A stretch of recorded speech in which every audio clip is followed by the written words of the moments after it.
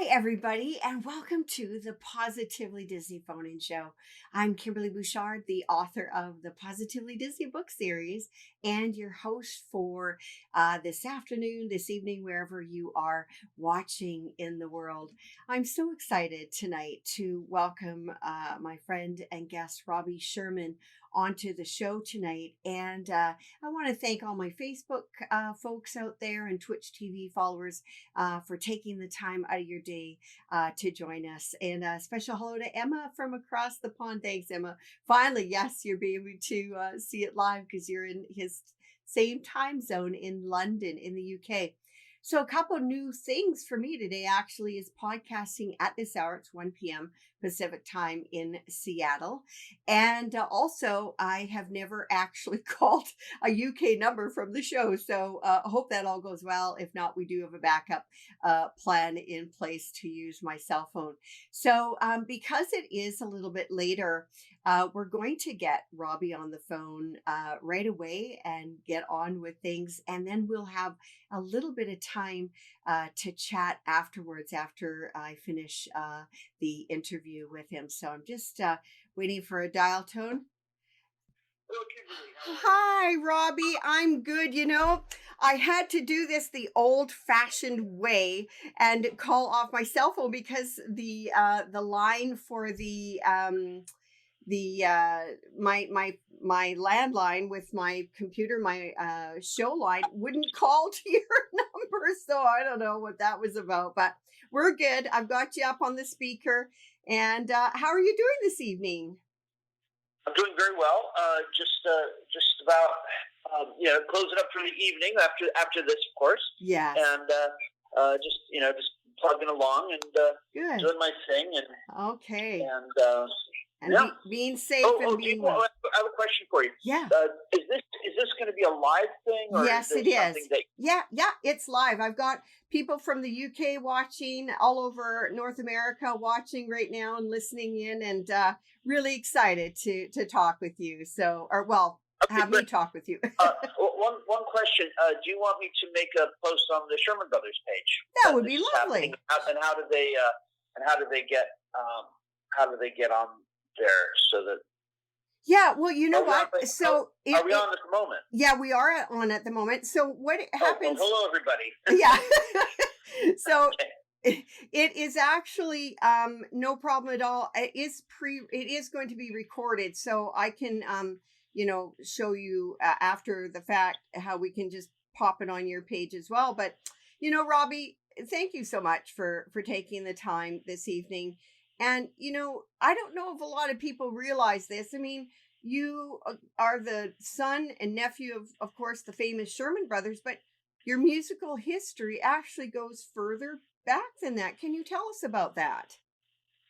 Well, it actually goes further back than any of us really know because of course, the Sherman Brothers are the most famous songwriters in the family. I'm a songwriter myself. But my grandfather, the Sherman Brothers' father, Al Sherman, was a very big songwriter, wrote for everybody who was popular in the 30s and 40s and 20s. He wrote from Peggy Lee to Frank Sinatra to Bing Crosby, Billie Holiday, and then Ella Fitzgerald, you name it. I mean, it's really hard. Maurice Chevalier, of course. A lot of these people came back and sort of worked for Disney. It turned out, but they first worked. They sang songs with my grandfather. In fact, my grandfather really gave Maurice Chevalier his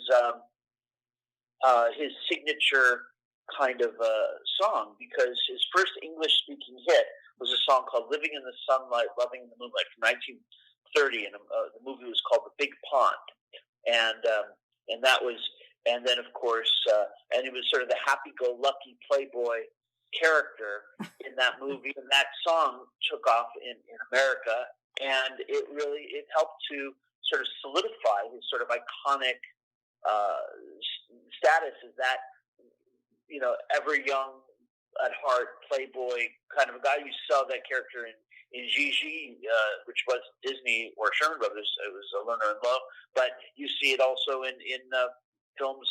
The Sherman Brothers are involved with. I think three of them. There was, Oh, of course, he sang that song "Enjoy It" from "In Search of the Castaways," yes. and then Joie de Vivre, which was from Monkeys Go Home, a movie I've never seen, to be Oh, honest with you, but I know this song, it's a lovely song. And okay. then there was, of course, he came out of retirement. The last song he ever sang was a Sherman Brothers song, an original song, and that was the theme for the Aristocats. He actually Oh, came out of retirement for that. So his career, his English speaking career, was actually bookended by first my grandfather, and 40 years later by my father and uncle. But is, even before Al Sherman, yeah, yeah. was my great grandfather Samuel Sherman, who was the concertmaster and conductor for Emperor Franz Joseph Wow. in the Austro-Hungarian Empire for about 3 years. And before that, we had his father, also a Sherman, was a clarinet player in Ukraine or Russia at the time. It was all Russia. Wow. Wow. So That probably before that too, but we don't. I can't go any further than that. right. Yeah. Well, that that's pretty incredible. I'll have to tell you a little bit sometime later about my Austro-Hungarian roots with the King and Queen of the House of Habsburg. But I'll talk. That's another conversation. That's very interesting. And gosh, those are big names that Al worked with. Holy cow! I did not realize. Well, I don't know what your connection specifically is, and yeah, it's a longer conversation than you probably wanted to hear. But Yeah. but there was a point when my great grandfather Samuel Sherman was conducting the orchestra, and 5-year-old Al Sherman, the Sherman Brothers' dad, Yeah. ran into the room, and my great grandfather was very concerned about this little happening, because, and the emperor, who sounds like he might be a relative of yours, had my grandfather sit on his knee, and they watched the show together. And he was very nice to my. He was very Oh. kind. Oh. So, Isn't that? which you could have gone the other way, of course. Yeah. Of course. You know how emperors can be. Yeah. Yeah. Oh my gosh. Well, so you are continuing your family's legacy, but let's start at the beginning. What was it like for little Robbie to grow up in that Sherman household? Well, it's a funny thing. Obviously, we each, what normal is for each person, of course, is a relative thing, and Hmm. everyone has his own experience. So his own experience is a normal one. For me, it was a very normal experience, but I would equate it to being very poetic. My father was very much a poetic soul, Mm. and my mom was sort of there with him. And I'd say it was kind of like you kind of hope it was. My dad. Every 2 or 3 weeks we'd be taken. We lived in Los Angeles, Beverly Hills, and my father and mother would take me out of school. We'd go down to Disneyland because why not? Uh, at least once a month. At least once a month that used Nice. to happen, as memory serves. Yeah. And I'm not sure how that did for my grades, but it did well for me. And there was I always tell a story. I do this once a year. I do this thing with the Disneyana fan club, the Walking with Giants tour that I lead at Oh. Beverly Hills, and I show all the different spots. And one of the things that I do that I point out is one time my father and I were driving, and he was driving, and I was 10 years old or younger, and he looked at a bed of roses, and that's on Santa Monica Boulevard in Beverly Hills, Hmm. that's well known as sort of lines this one side of the street. And my dad said, "I bet those smell beautiful." And if you know my dad's songs and my uncle's songs, there's a lot of titles that have roses in the roses of success. A rose is not a rose without its scratchy thorns. There's a lot Right. of songs. There's at least 8 or 9 of Yeah. these. A slipper in the rose. Oh. And so we're driving down the thing, and I said, I don't know. I've never smelled a rose. And my dad looked at me. He said, "What?" And he did this U-turn in the middle of traffic. It was very, very dangerous. And we pulled over, and we stopped, and we got out, and my dad showed me, he said, "Robbie, remember, as long as we live, you must always take time to smell the roses. So Oh, that's what I mean. It was really, he was a poet, and obviously that wasn't an original phrase for him, yeah, but he lived it. He lived yeah. the idea that you take time to enjoy things in life, Mm, because you come around and go around once, hmm. and you should take time to enjoy these things. Oh, wonderful. My goodness. That must have been really neat to live. I just keep thinking that all you guys that had a chance to go to Disneyland on a regular basis when you're little, I mean, that was kind of the norm for you, but I'm sure you realize how lucky you were really to be able to do that. There was a wonderful moment in 2010. It was a sort of a happy and sad moment in a way, because my dad had just gone through a hip operation, and he was at that point living in London, and I Mhm. was living with him as well. Right. And and and they had given the Sherman brothers this massive honor, which is a window on Main Street. And not only did they get a window, they got the window and they got a door as well. So the door, which only one other person, and that's Walt himself, had the Ah, door, the window, to the music store, to the yes. old music store. I've seen that door. I've seen that door. I did not realize they had a window and a door because I just saw the door. Oh, that's so cool. Yeah, and well, the window's on the door, so Oh, oh yeah, and on so the door. Okay, yeah, okay. it's just that most of the windows are on the second floor, so that's Yes. so that it's just a small distinction, and Oh, the and I remember as a small boy, and this goes to my father's humility. We were walking through Disneyland on one of these trips, and I noticed that different names were all, it started to go up on the windows, and I said to my dad, I said, Dad, do you think you'll ever get a window with your name on it? Because I was thinking, one day I'd come here with friends, and I'd show off that my dad had his name on the window. And my dad said, without thinking twice, he said, "Now that's really for the big shots." Because wow. at the time, my dad was just another worker at Disney, and even though he had by that point won Oscars, and because this would have been the 1970s, it was after he left full time employment. Yeah. It was, to him, it was not, this was something that the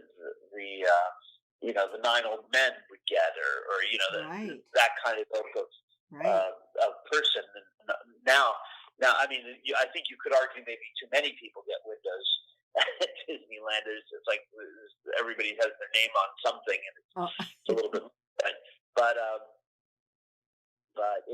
but what an honor. So that my dad had that, and we were able to participate, but it was long distance, and right.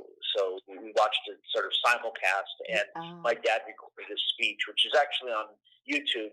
If oh, any of your listeners are interested, just look up it was 10 years ago, uh, this month, I think. So oh, in March. Yeah. wow. Gosh, that I will look up the speech because I would love to hear that. I mean, I was so excited to see it because I couldn't find, I had, the last time I was there, I was looking on the second floor. I just assumed that their names would be somewhere on the second floor. And then I found it. I thought, because it was something about piano, something, I can't remember the exact, but it was really, really neat to see that. And I thought that was just the neatest thing. So I was just curious. I mean, obviously you had music happening in your house. Did your dad and your uncle ever, just, or your dad, I guess particularly, ever just decide to bring some of the work home with him, so to speak? Oh, sure. Oh, Oh, okay. sure. All the time. He would bring home demos. And they were usually at that point it would have been cassette tapes, Mm, and actually for most of his career it would have been cassette tapes. right. And it was a very funny thing. My dad was a bit of an audiophile. He loved his records, and his massive, massive record collection, Oh, and all kinds of things.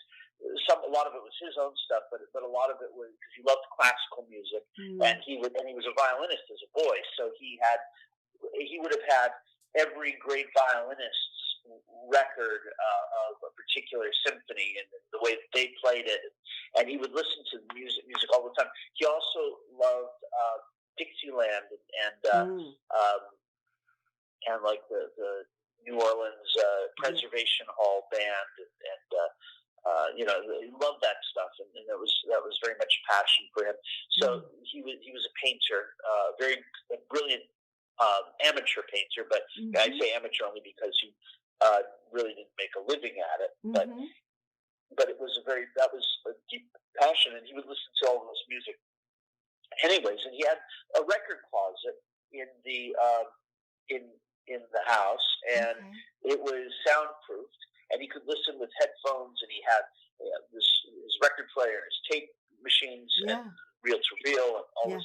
And the problem is that he would play the thing, and my entire family would sit with their hands over their ears, because what would happen is he would always, invariably, every time, he would turn the volume way too high, and because he didn't realize how loud it was outside, he was trying to hear it, because there was no monitoring system inside this little record closet other than his headphones, and he didn't have and he was going to come out and join the family to listen to his demos. But we know he would regularly bring home demos of his stuff, and we would listen to it. And it was, as a songwriter myself, it was very educational to hear that, watch something go from demo to a rough mix of maybe what was going to be soon a final mix, maybe then go to actually watch the thing get filmed, and then see it in the movie house, and actually watch it from stage to stage. Incredibly educational. Oh, what a process to be privy to seeing, for sure. Because I mean, the rest of us, you just see the finished product, but I mean, there's a lot that goes in prior to that. And no, you played some instruments as well, didn't you? I do, sure. I still do. Because like I said, I'm a songwriter myself. And I write for theatrical projects, and so of course, piano is my main instrument. Okay. And I play guitar as well. I played in the high school marching band. I played the glockenspiel, and then I wanted to play something a little bit more manly, and the bells. So I ended up the tuba, which I fell in love with, and that was a lot of fun. Oh my gosh! Although glockenspiel was fun too, it's just a little 14-year-old boys don't generally want to be called the bell. The bell boy, with the tassels hanging off of your musical instrument. Right. It's a little bit well, it's a challenge. Yeah, you sure went from one extreme to the other, to the tuba. My gosh, when I see those tuba players, I think, holy cow, they have to carry that thing. It must be heavy, and you got to put a lot of oomph in there to make noise. It's such a fun instrument. We used to sit in the back and make fun of the trombone players. I can tell you probably 10 different trombone jokes offhand. I still remember. I know it's not. I'm not proud. I mean, I feel kind of sorry about for those guys. I'm sure they're fine. I was actually the first trumpet in our high school band, so I can definitely understand the whole marching band type of thing. You were first trumpet. Now that makes complete sense for you to be first trumpet. I can totally see, because usually you think of that as being, sort of the alpha male, but and I mean this in the nicest way. But I can totally see you but I can see you taking charge, and you're the leader. Because now in my senior year, I became the drum major, and one of the stupidest things I ever did, but fortunately it worked out, was there was this one fellow, and I'm friends with him today. We were friends even then, but he was talking in the lines, and I was drum major, and I had to shut him up basically. And I said to this fellow, he was a great guy, but he was our best trumpet player, and you couldn't mess with because they carry the melody, and so and if the trumpets revolt, you've got a real problem. Because they carry the melody, they carry the band in many ways, and that's it. And they knew it, and so I told this fellow to take a lap. Now I'm only 17; he was 15 at the time, and I heard the words leave my mouth, and I realized I have no way to enforce this. No, there's zero way for me to enforce this. He's going to look at me. I'm going to lose all credibility with the band, and I'm in trouble. And so I told him to take a lap. I was just sort of upset, it just sort of came out of me.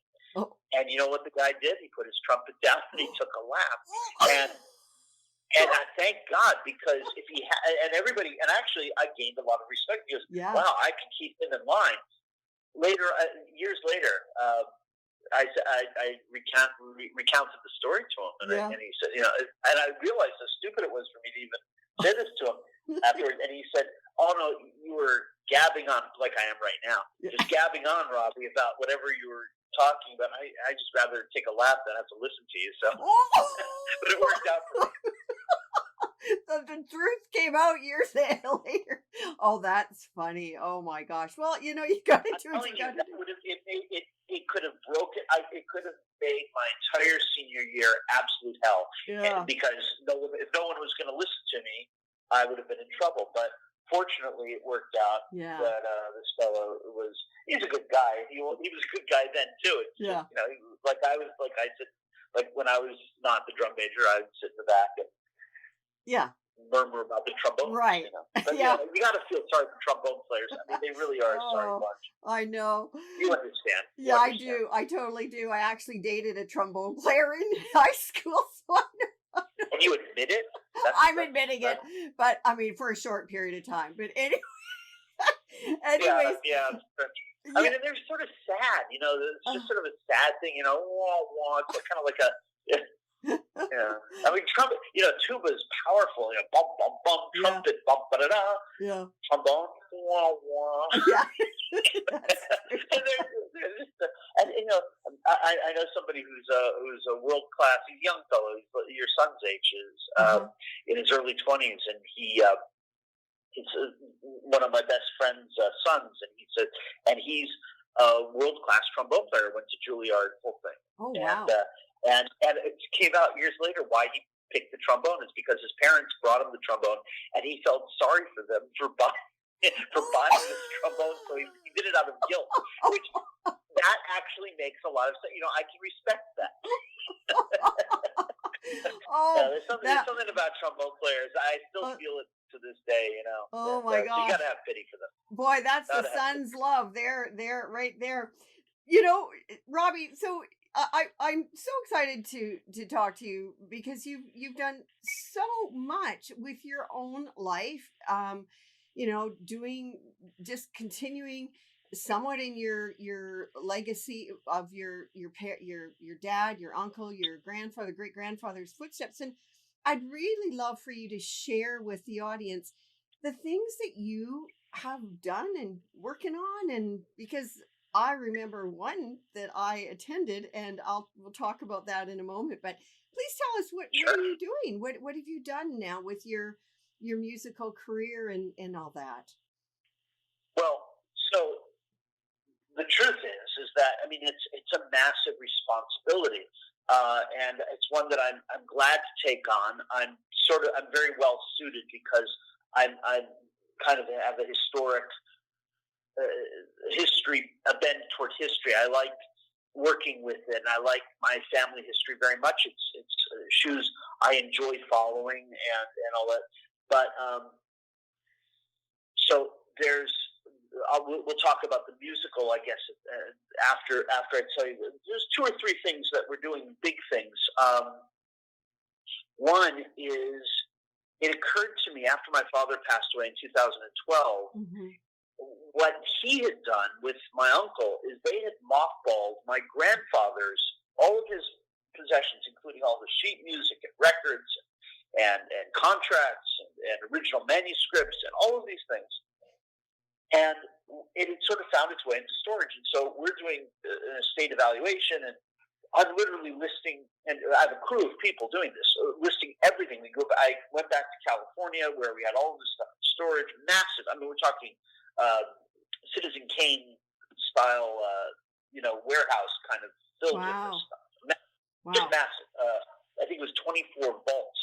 These big cubes. If you've ever seen these vaults in a storage unit, like 10 foot squared, right. And the 24 of these things. I mean, my anyways, and very intense emotionally because my dad had only passed away 6 weeks earlier, and so you're going through every little thing, and you couldn't just skip over a box because you would find something. A painting that he had made that he just sort of rolled up and put in there, and it was a brilliant little painting.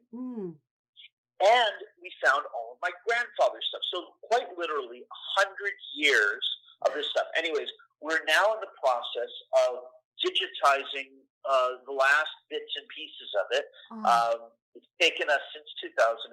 That's when we started this process. wow. And there are nearly 20,000, maybe more, 20,000 photographs. Both my grandfather and my dad Oh, were wonderful amateur photographers. And so there's literally 100 years of family photographs that are there. Some of wow. them are very interesting. I'll give you an example. There's in 1971 at the opening of Walt Disney World. There was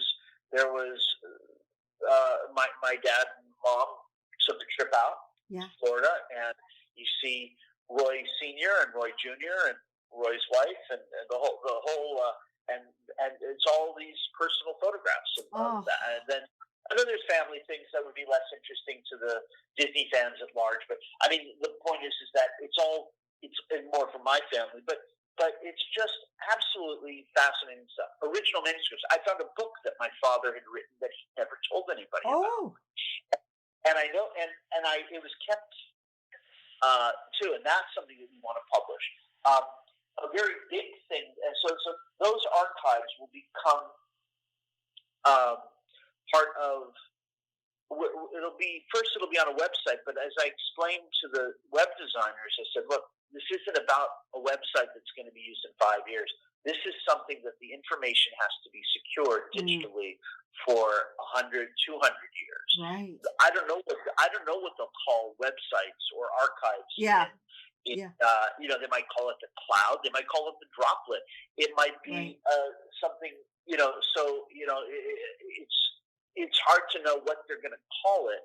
There'll probably still be an archive of sorts, Mm-hmm. but so these Sherman archives is a massive project. It's original scores, Wow. conductor scores from all these movies, and it's not just Wow. the big ones. I'll give you marching band versions of arrangements for each part Mm-hmm. of the Happiest Millionaire. Oh, If fun.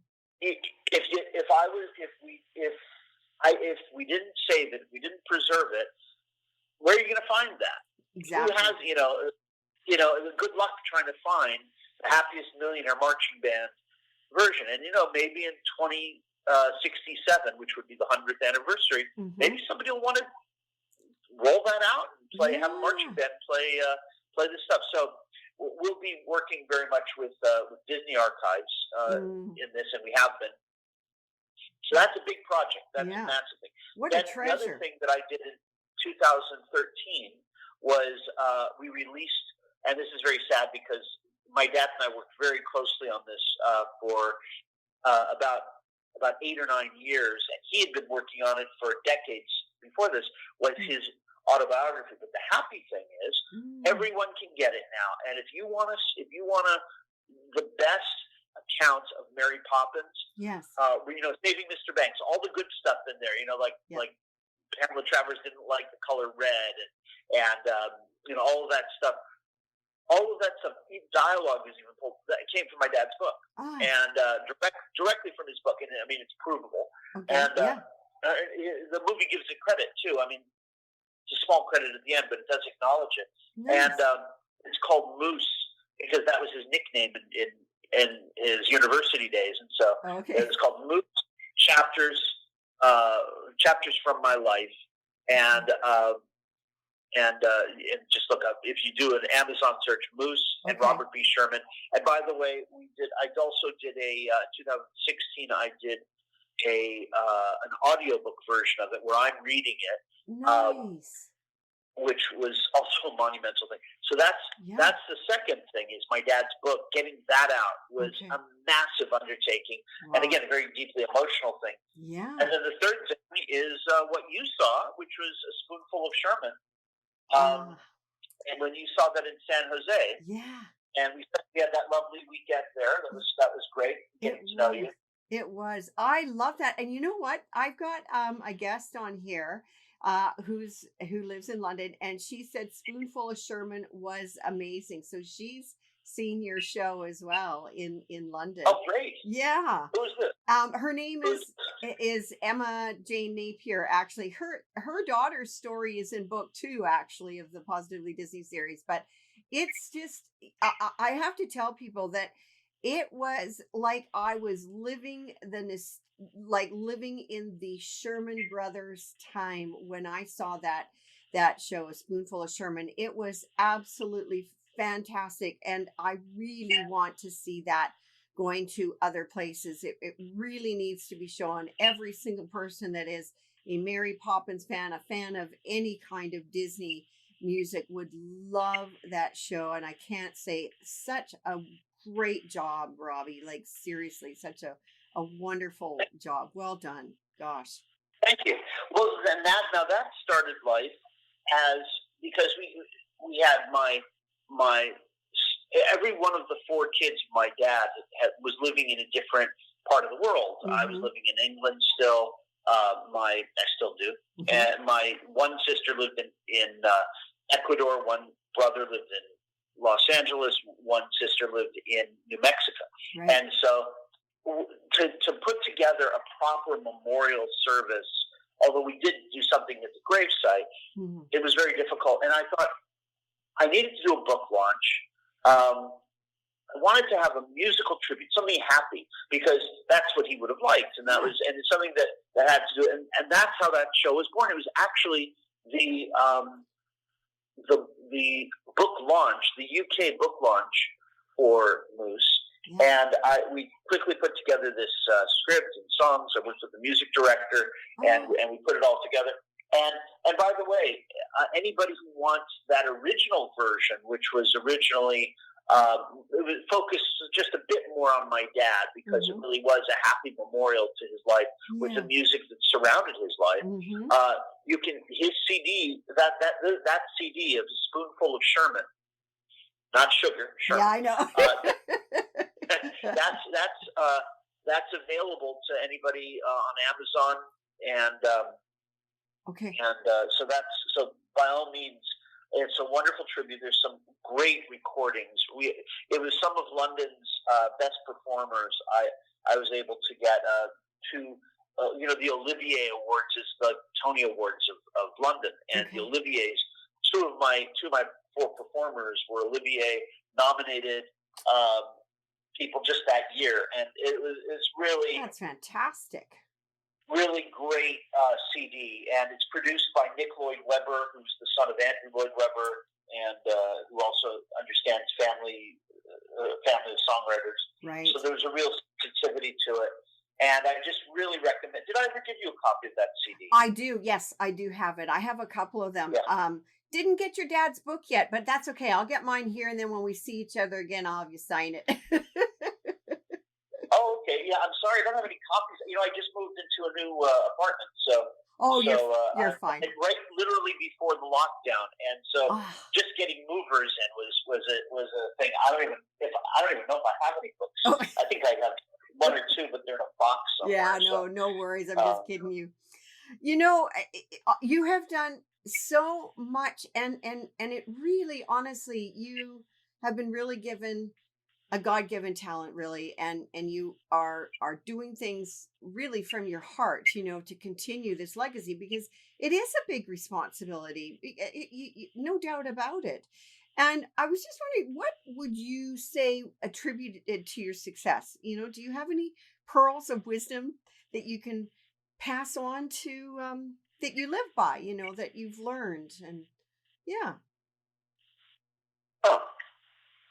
Pearls of wisdom. Well, I think the most important thing is to focus on what it is that you want to accomplish, and really see your goal and aim for it. And also, certainly in my business, it's very tempting to make moral compromises. I don't think that's good. I don't think that's healthy for a writer or for an actor or for anybody in show business. I think it's important to keep your moral compass, because you rely on it more than you realize. And certainly that was true for my dad. He was a straight shooter, and believed very strongly that honesty was the best policy, and Mm-hmm. and he would speak truth to power. I mean, if we had all night, I could tell you some stories. I probably need a shot of whiskey or something Oh. to get this much honesty out of me. But Oh. but there's some wonderful stories about my dad and some very powerful people. Not horrible stories, No. interestingly. And by the way, they he would walk away and they'd respect him that much more. But Mm-hmm. you don't imagine people today having that kind of truth to speaking truth Right. to power like my Yeah. dad would. Yeah. And it's one of the reasons I encourage people so much to read my dad's book. Mm-hmm. What you get out of the first, because it's not all a Hollywood book. It's not a story of Hollywood things. A lot of it's about his time in World War II. Mm-hmm. We're coming up on the 75th anniversary this year, actually in about a week, of when my dad was the first American soldier at the liberation of Dachau concentration camp. Wow. And that was April 8th, 1945. Wow. And that's 75 years now. And the thing about that you realize is that my dad tells stories when he did something that he was not proud of. He confesses it in the book, Mm-hmm. and he says it. And the thing about it is that when it comes to the Disney stuff, Mm-hmm. you realize as the reader, this is an honest guy. This guy's there's no holds barred here. He's going to tell you as it was. Right. And you get, it's especially in this day and age where we don't know what truth is, and truth has become a subjective thing. Mm-hmm. The whole fake news thing and all, and depending on which side of the aisle you're on, you have a different set of facts. Mm-hmm. And I think that what's great about reading my dad's book, especially for people who are interested in Disney history, is when you read it, my dad was just you. By the time you're halfway through the book, you trust him. I mean, because he'll tell you stuff that he did that nobody's proud of, and nobody would be proud of. There's no sugarcoating. Right. What a valuable thing from a historical point of view.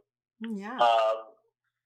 And to have, and because the problem with history is we're in this stage now that the last people who remember Walt are leaving this world. Right. And so from a Disney point of view, it's like remember we were talking about your books and who I might know, and I said to you, I said, well, I think all the people who are going to give you a straight story, kind of you got them, and it's good that you got them. But anybody who knew Walt, I mean, now you're getting a bunch of people. I'm finding not in your books, but in other things that I've seen, when they're talking about Walt, and suddenly there's fantasy careers out there. I mean, I don't want to say names, but there are people who they have no business being on a dais with other people. Yeah. And nobody says anything to him. If my dad were alive, he'd say, forgive my French, he'd say, what the hell are you doing here? you were, and it would have just been that way. But it's very interesting what's, but this isn't an uncommon phenomenon in history, is that when oral history becomes written history, Mm-hmm. there's this sort of transition, and it's a very shaky time, because this is where the survivors rewrite things, and it's not necessarily the most reliable point of history. I really look forward to reading your dad's book. I mean, we've got time. We all have time on our most of us anyways have time, a little bit more time on our hands these days, and I think that is absolutely wonderful. So we can get it on Amazon now. Is it in ebook form by any chance, or is it just hard copy? It is in like a Kindle. Is that what you mean? Oh yeah. Okay, so it's also Kindle. Okay. And it's a hardback. It's softback. It's hardback. Okay. Paperback, hardback, and it's also with audiobook as well. Okay. And so, Robbie, I'd like for you to let people know where they can find you, where they can follow you on Facebook, because you put up some amazing, I mean, you keep us all in tune with the history of the Sherman Brothers. And there's songs, I mean, there's so many things that I learned pretty much every post that you put up, you know? And so where can Well, people that's the thing. I find you? try and make it. I'm very much into the idea of educating people on the Yeah. Sherman Brothers. And Facebook, I have to say, has been an amazing phenomenon. We started the Sherman Brothers Facebook group in 2008. Wow. 2008, and it was November of 2008, and it was. I actually did it in the anticipation that we were going to be releasing my dad's book, and it would be a way to get the word out there to people. And it still took another 4 years to get the book out, Mm-hmm. As I mentioned. But Mm-hmm. what I realized is Sherman Brothers fans are rarer, or they're few and far between. But I should say they're far between, but they're not few. That's the way I should phrase it. Okay. They're far between. So because remember, Mary Poppins has been seen by more than half of the globe, probably 2/3 of the globe. Right. So you have people who love Disney, and so suddenly comes this format that anywhere around the world people can join and be Mm-hmm. part of, Mm-hmm. and so, and again, I've got 100 years of music to work with. So I do a Yes. song of the day, Yeah. and I try and put just a little nugget of something interesting. If it's Bing Crosby's birthday, and he sang, like Marie Chevalier, Right. he sang songs by my grandfather and also Yeah. by my dad and uncle. Yeah, I love it. Uh, And you know, I remember just, you know, somewhat recently posting some of the songs that Haley Mills sung. And you know, one of my, I don't know, one of my favorites, I don't know why, it's so fun, is Annette Funicello singing Tall Paul, and it's the black and Oh, yeah. white, right? And it's so funny. It's just so fun. And it's thank you so much It's for really, doing that. and can I tell you something? Having done that show in A Spoonful of Sherman, Yeah. that's, I worked with a music arranger on this, and just it is one of Tony Camarada is a legendary music arranger and music producer. He had a studio called Sunset Sound in Hollywood that was legendary.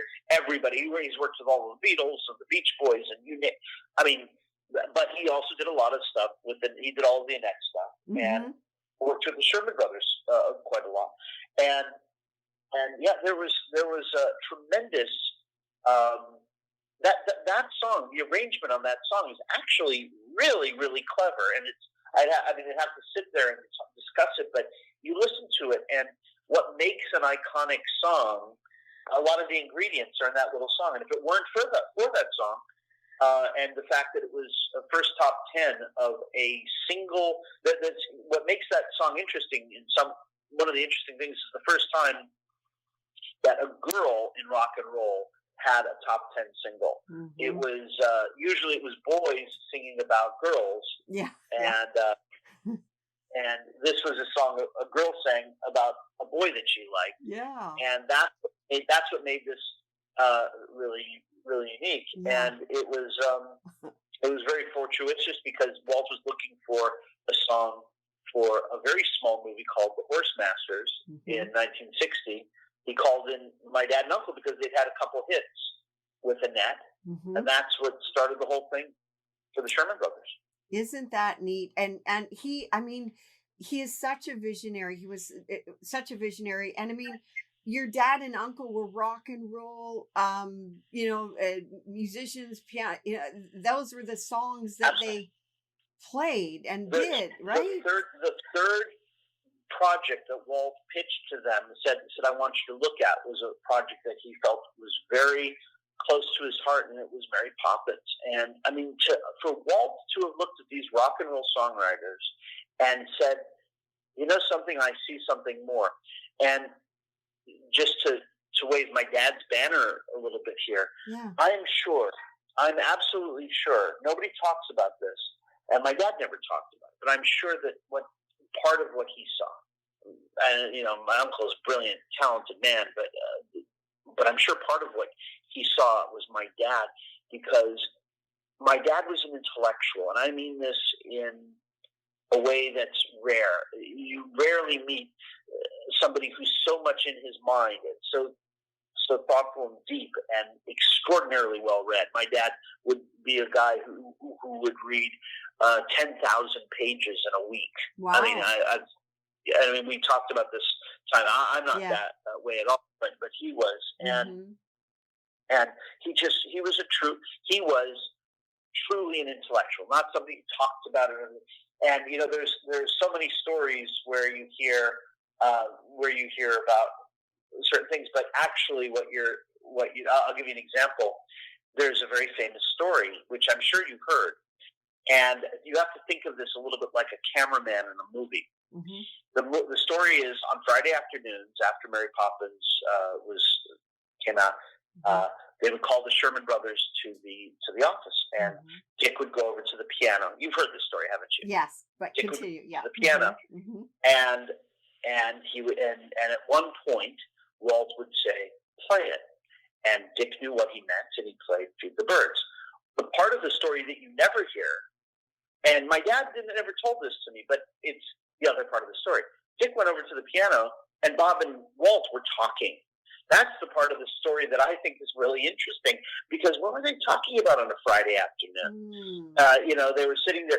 Dick was noodling on the piano, and Walt and Bob were talking. My dad was this intellectual guy, and Walt loved that about him.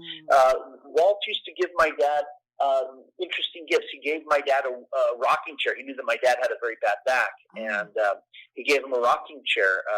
And he said, I heard that President Kennedy gets a lot of comfort because he has a bad back, and he let my dad and mom have, and my family, I wasn't born yet, have the keys to his Palm Springs house. This wasn't something he did for everybody, and it was a special relationship that my dad had with Walt. And it was that, and I think it was that he was this intellectual and I think Walt really liked having somebody who was that ephemeral around, and certainly gave voice to, the 1960s was a tumultuous time, and for Disney to be relevant in the 1960s is kind of a paradox in a weird way. This is just my view, and again, I'm not speaking from any. My dad would never have said this out loud. This is the kind of thing. I'm just saying, you have to be that cameraman in the room. There's a story that you hear, and it's all true. That my uncle would go over, and then at one point Walt would say, "Play it." But what was going on the other side of the room when the two guys were sitting, when Walt and Bob were sitting in chairs, and Dick was playing piano in the background? And then at one point, Walt includes Dick in the conversation and says, "Play it." And again, it's not an aspersion on Dick in any way. No. And just saying, it's a special relation. There was a very special relationship between Walt and my dad. And it was. That is really neat, because that was a unique relationship, because and even with your mom and Walt, I think that is really something more than special, that a lot of people would be hard pressed to say that they had that similar kind of relationship. But it also shows another part of Walt that people didn't see necessarily, and I wondered if you could share that story about the time. I think your mom was quite tired with the little ones. Yeah, you know what I'm talking about? First of all, I want to be very clear on this, because I don't want to be exactly what I condemned earlier, which is the people who make up stories. Of course not. I don't think that my dad was best friends with Walt. No, I don't think that. And you have to remember, you and I are both old enough to remember it, or at least I am. Maybe you're way younger than I am, but I'm old enough to remember for sure a time when people who were 70 or 60 years old weren't necessarily, somebody who was 35 and a 60-year-old wouldn't be best friends, because people kept with their own. Now, generation. Yeah. that doesn't apply today. I have many friends who are in their 70s, and I'm 51, and I have friends who are in their 20s. It's there's not that kind of a divide, Right. so especially in America. Mm-hmm. But in those days, you wouldn't have had that kind of. It wasn't like Walt said, "Hey, Bob, why don't you come over to the house and I'll Lillian's making Right. ribs or something Right. like that." It wasn't like that. Right. And I want to be clear on that. I think Walt did have his close friends. Yeah. And my dad wasn't in that circle. He wasn't the right age. It wasn't it was a different time. Yeah. But I do think that he appreciated an intellectual side of my dad and liked to discuss world things. Because, that's something that my dad and Walt shared. Mm-hmm. And that was, they were both futurists. Mm-hmm. They both saw the world a certain way. And also my dad would have relished it, for one thing, to be with the great Walt Disney, to spend time with him. Sure. But also, I think my dad, it was something that my dad had a particular worldview. A lot of times, lyricists, especially you have to ask a songwriter, why is it he became a songwriter? Where's his heart? Mm-hmm. And some people, they come to it they have a personality because they want to impress women. Another guy wants another person has sort of almost an Epicurean way to it. So they'll use words in very sort of rich, sort of delicious kind of a moving of words. Other people have different approaches to songwriting. Mm-hmm. My dad approached songwriting as a poet. Mm-hmm. Most people do not start off their relationship with songwriting as a poet. Mm-hmm. My dad did. In fact, Walt Disney once called my dad a poet. A couple times referred to my dad as he's the poet. And I only learned that late in my dad's life. When we were editing his book. And that's why in the front of the book it says the man Walt Disney called, quote, the poet. Oh, and nice. And it was there was a thing, but I don't think that it was necessarily but I just wanted to be very clear about this relationship. Sure. And again, it's my observation from very far and not having been in the room or being alive at the time. Yeah. It's just my sense of it. Yeah. No, but I just still think that's kind of wonderful that there was that relationship and that Walt even took the time to make a difference, making your dad more comfortable with a rocking chair. And I mean, those are just little things that, here, this guy is running a huge, organization of animators and, just the whole thing. But he took notice, right? And that just tells me, that's just a really good example of Walt's attention to detail, right? It wasn't only in his, all that, he was involved in the creative side, but he also took notice of details in life. And he was very caring for both of the Sherman brothers, making sure that they, especially my dad, he was like the well-known story about It's a Small World.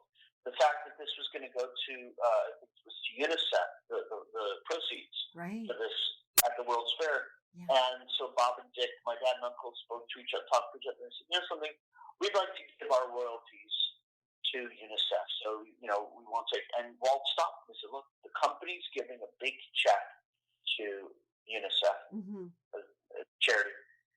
This song will put your children through college. I have big plans for it. Who knew? And I have big plans for it. Keep your royalties. And, it would have been a nice PR thing. Walt could have taken some credit for it. And even the songwriters have given up, And he said, no, this is, so he watched out. Walt allowed them to go and do Chitty Chitty Bang Bang, which wasn't a Disney film. And do that because he felt it was good for them. He watched for their career. He did the same thing. There were people he felt close to. Annette Funicello was one that somebody who he really cared for. And sometimes you hear these negative stories about Walt, but I got to tell you, my dad did not have a negative story about not a single one. There was never anything. Yeah. He's Poorly never had a written. bad Yeah. word. Yeah. No, that's wonderful. Robbie, you have been so generous with your time with us today. And I know it's really late for you over there. And I just want to thank you so very much, for coming on the show. And for those people that want to read more, they can, first of all, find the Sherman. It's the Sherman brother. What is the actual name of the page? Okay, so I'll give you a few things, Okay. a few places to look. Okay. If you want to find me, if you want to learn more about my songwriting and the shows that I've worked on over the years, like Lovebird, Bumble Scratch. By the way, my show Bumble Scratch is a show actually about a plague, because it takes place during the Great Plague of 1665 and the Great Fire that happened the year after that in London, and it's told from the point of view of a plague rat. And it's all. What's interesting is that, and I said this years ago when I wrote it 3 years ago. It's really about how plague isolates people from each other, and so we're actually doing a drive. We're going to be promoting the CD on that. That'll be available. Most of the promotion is actually going to be here in London, but it'll eventually go out to America, I think. And it is available on Amazon and other sellers. Bumble Scratch. And my website is robbiesherman.com. That's ROBBIE Sherman SHERMAN.com. Okay. And I also have, I think my Twitter handle is Robbie Sherman as well, and at Robbie Sherman. And the Sherman Brothers group, which actually I probably pay the most attention to, just because it demands a lot of attention, is you go on Facebook, and just type in all capitals Sherman Brothers, 2 words. It's the Sherman Brothers group. There's a couple Sherman Brothers things. Ours is the biggest one by far, and it has a song of the day, and there's a lot of participation.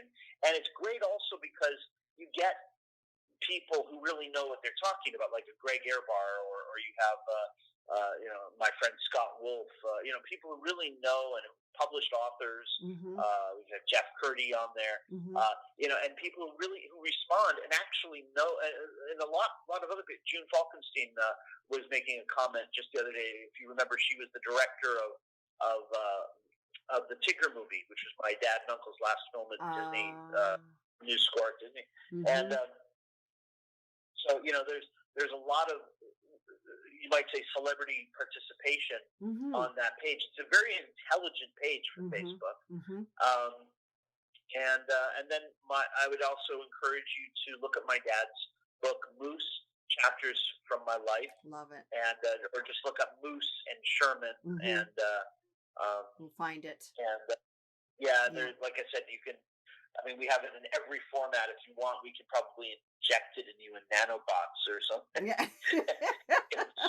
Absorb the book. Yeah. Osmosis. Robbie, I have to tell you, Scott Wolf is on here watching, and he just says, "Hey, Robbie, thanks for the mention." Scott's great. Yeah. Scott's wonderful. Yeah. So he's on here watching as well. No, that's fantastic, Robbie. And my goodness. Hey, Shecky. Yeah. Hey, Shecky. I've been waiting for my coffee. Oh, that's an inside joke. Yeah, I bet. Oh gosh. Well, again, thank you, Robbie, so much, and we'll be in touch, of course, and we'll look forward to when you are back over on this side of the pond for sure, and to just all the best in all what you are doing, and I really look forward to seeing some of these things that you're uncovering, because the treasure that you have uncovered in the storage is that's phenomenal. That's amazing. I got to tell you, it was 2012, and I thought about it because when my dad moved to London 10 years earlier, we put everything in storage, and you look at this stuff, and anybody who's put stuff in storage, I'm sure you've done it from time to time. You look at it, and you wonder if you're ever going to see this stuff again, or how old you're going to be when you look back. And I thought, something, if I don't do something with this now, if we don't organize this now, it may never happen. Right. And so I actually consider it a really important thing to do um, for the preservation of this material, because my dad was a genius, and his brother as well, and my grandfather, and their work really, it doesn't belong to me, it belongs to the world. Mm. And as lofty as that may sound, No, it's um, true though. It's true. I think it's important. I Hmm. think it's important that it be preserved. Otherwise, it could just Oh, go away, and you never know. It's like these, like his painting. There was a bunch of posters, and it's like, do I have to look through that box? yeah. So, yeah, we got it. Fortunately, I had an office manager who sort of manages the whole thing for Hmm. me, and he said, "Yeah, Robbie, you got to look through it, because that was the rule. We Hmm. don't just throw away boxes." Right. And Yeah. it took us weeks. I mean, we were talking 6 weeks of doing that, Oh, I bet. and yeah, it was crazy. And anyways, and I found the most beautiful painting, and we had it preserved. I mean, that my dad Mm. had, it was rolled up, and actually Mm. some of the paint had come off, so we had to digitally Oh, recreate that. wow. And now that's all been preserved. All of his paintings have been Nice. digitized, and Yeah. you know, That's fantastic. that's great. Oh gosh. Yeah. Well, I look forward to another book. When you get all those photos together and put together a family album for the world to see, that would be kind of neat. I, I I jotted down one time how many books I could put together. Some of them would be coffee table books with his paintings. Some of them would be original manuscripts. He's got about 3 of them that could Oh. go in there, or a script or 2 that he's written, that just spec scripts that he wrote, just Mhm. publish them as scripts, if nothing else. Mhm. And some photo journals that he's done, including the inspiration for "Let's Go Fly a Kite," which was Oh. him basically taking photos of my grandfather in 1952, Mm. and putting, and these, there's about 10 books, really interesting books, not just Wow. books that nobody look at. Right. I'm telling you, really interesting books. Wow. And That's a lot of work. I know. Well, look, I've only gotten one done, and it's been 8 years, I know. and Well, you you know, better pick up the pace, Robbie. You're 51. So- I'm kidding. Yeah, oh I'm gosh. kidding. Anyways, Oh, well, anyways. it will happen. Something. Now that things have been digitized, actually things will move a lot faster. We'll start to turn things out from Yeah. time to time. Yeah. No, that's amazing. So what I was going to say, because I know Robbie, you were wanting to put this up on your page. So you can, as I said, it'll be recorded. You can snap it up from my page, with my Minnie Mouse polka dots around. That's Will my there be a personal link? Disney one. Will there Yeah. be a link? Yes, there is a link. Yeah. If you email me a link and what Okay. I should say, then I can put that on the Sherman Oh, Brothers sure. page, I'll do and that. then that will be picked up, um, Yeah. and put on Sounds everything good. else, Sounds which I good. don't do, but Yeah, I know. magic does it That's for me. So, okay. Yeah. No, that yeah. sounds good. Facebook I can handle. Instagram and Twitter drive me insane. Oh. I'm showing my age. I'm becoming an old man. Well, I'm kind of with you with the Twitter thing. I kind of just don't get into that. I have a Twitter account, and that Instagram I'm okay with once in a while, but I'm kind of a Facebook person, and it just works for me. And thank goodness we have Facebook right now. Honestly, if we didn't have Facebook, we'd be a little worse for wear, stuck in our houses. I'll tell you.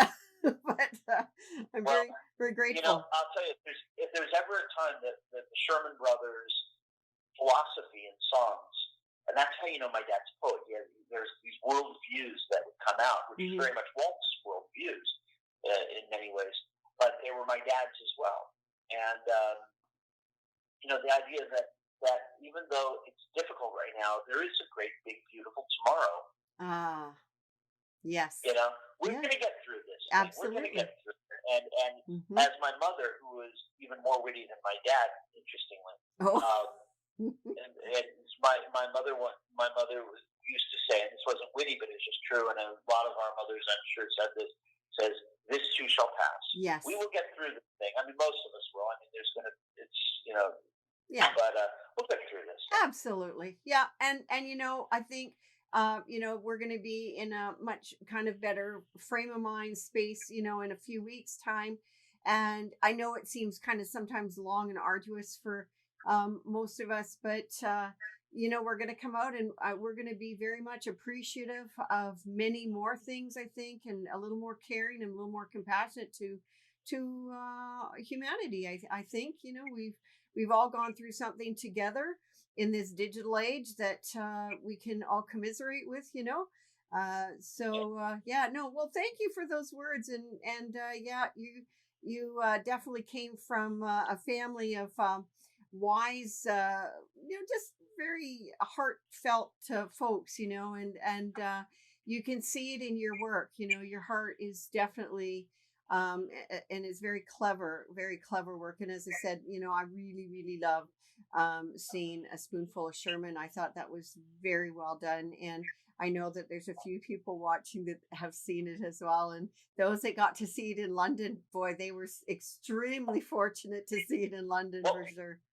Well, and it actually did a 25-city UK and Ireland tour in 2018. Yeah. And then it went to San Jose with the Guggenheim family who produced the show brilliantly out there. Yeah. And in San Jose where we were. And then after that, I was in Singapore in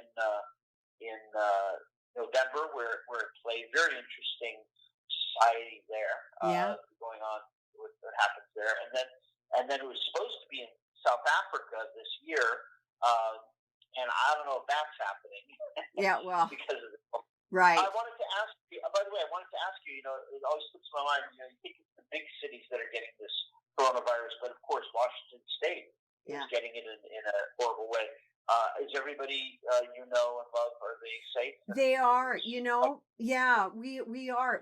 It's weird because we're going into our fourth week of being inside, and it all happened in the US 40 minutes from my home, and then all the elderly that had passed away, it was about 20 minutes from my home and 5 minutes from my son's university. So we were kind of in a situation where we had to stay in, pretty quickly and that, but no, we're all good, we're all safe, just waiting it out, and that is hard sometimes because we're not used to that. Thank goodness I've got my family around, but I mean, it's particularly, I'd say, difficult for those that are single and living at home, and my mom is one of them. She's at home on her own, but thank goodness we can make phone calls, we can FaceTime, we can connect on through Facebook or whatnot. But no, thank you for asking. No, everybody is fine and well here, thank God, and we intend on keeping it that way. And I'll tell you, we will be celebrating. I think the world will be celebrating when this is passed, for sure. But I'm glad that you're all settled, well, semi-settled, I guess, into your new place, and glad that you could get in there just in time. It was very funny because I live by myself, and I ordered a new dinner table from Wayfair, and which you must get out there as well. Yeah. And it's an American company, and it's a 6-seating dinner table, and it's good for meetings and all that. And it was on its side. I completely assembled the thing, and I couldn't turn it. Oh no! So like I'm eating off of this card table, and it was really kind of fun because and it was literally sitting on its side. So today, because somebody came in, the dishwasher wasn't working when I moved in, and so I had to have somebody by. It was the first person who I've spoken to, because a lot of people. It's funny, you see people on the street because I've been doing a lot of walking. Yeah. And I see people on the street, and I say hello because and I'm 20 feet away from them, and they just sort of look at me like I don't want his disease, Oh, but, oh dear. Well, I'm glad you got your table righted, and it's funny you mentioned about the dishwasher. For some reason, my dishwasher just stopped, and it's a pretty new dishwasher, but I don't want anybody in here repairing. So at least I've got my husband and my 2 sons here that can help with the dishes, because that's a bit of a job when you're cooking and feeding people nonstop throughout the days. But, is your mom still with us, or no? Oh, she is. She's back in Canada, and she actually was in Chicago and got a bit stuck there. She had 3 flights canceled on her, and she finally made it home. It was a week ago Sunday, so she's self-quarantining. but she travels the world and she's enjoying life. And I look forward to seeing her. It's very odd that I wouldn't be able to actually go see my mom, or my sisters. And my daughter, yeah, has her own apartment, and we're just very careful right now. And so I brought her some groceries because she kept getting knocked out of the system to order, online. And so I just I gave her a hug because she's my daughter. But Yeah. we're still very careful in that. But I look forward Well, to the day. that's what Yeah. you got to be scared of is are the old folks Yeah. because obviously they're the most they're the ones. Vulnerable. See, for me, Yeah. I'm by myself. It's like it's not, and I'm used to being by myself. I write by myself for weeks. I sometimes don't go outside. Oh, wow. And so actually, I'm liking the Yeah. alone time. Get a lot of work done. It's not a problem for me. Yeah. But if my dad were still alive, I'd I'd probably barricade the door. I wouldn't want, because look, Yeah. and it's the same people who die in flu. Exactly. Flu. So you Yeah. have to be very careful. People are very Exactly. susceptible to things. Well, you know what they And did but this here? will pass. Yeah, they opened the grocery stores for an hour in the morning just for senior citizens, so that they don't have to be with everyone else. But ideally, people are mostly ordering their groceries in, and so. But it's weird because you can't get things necessarily right away. Everybody's ordering, so you have to wait 4 or 5 days or whatever. But no, we're all good, and I'm glad to hear that you're getting lots of work done too. That's always nice to have that Yeah. opportunity for sure. Anyways, I better let you go. My goodness gracious, it's getting later by the moment for you, and Yeah. my Well, this goodness, has been great. I've enjoyed this very much. yeah, Thank me you for too. the opportunity. Yeah, And thank you. by the way, you're on the Sherman Brothers page. I just checked, Yes, and yeah. somebody posted it. So Oh, so did they? you Oh, oh, so and I pinned you to the top. So okay, all right, sounds and good. just take a look at it. If there's anything if you want me to put it on there in some way, if there's something you want to announce or. Okay. All right. Okay. All right. Thanks a lot, Robbie. And we'll be in touch because I want to find out when you're going to be coming back to our neck of the woods. So you listen, you have a good night. Thank you again so much for taking the time tonight. It was really fun. Thank you. Thank you for everything. Okay. Take care. You too. Bye. Oh, guys, thank you so much again for joining us tonight. It's interesting because he's actually the furthest guest that I've actually had on my show. And in my books, I've interviewed 12 different countries around the world. So it's not difficult for me to, to engage with people in other parts of the world with a telephone conversation. But when you're dealing with a different time zone, it can sometimes be a little tricky. But I just want to thank you so much for joining me tonight. And until next week, you guys, just want you to just be well, stay safe, and blessings on you and your family. And until then, take care. Bye bye for now.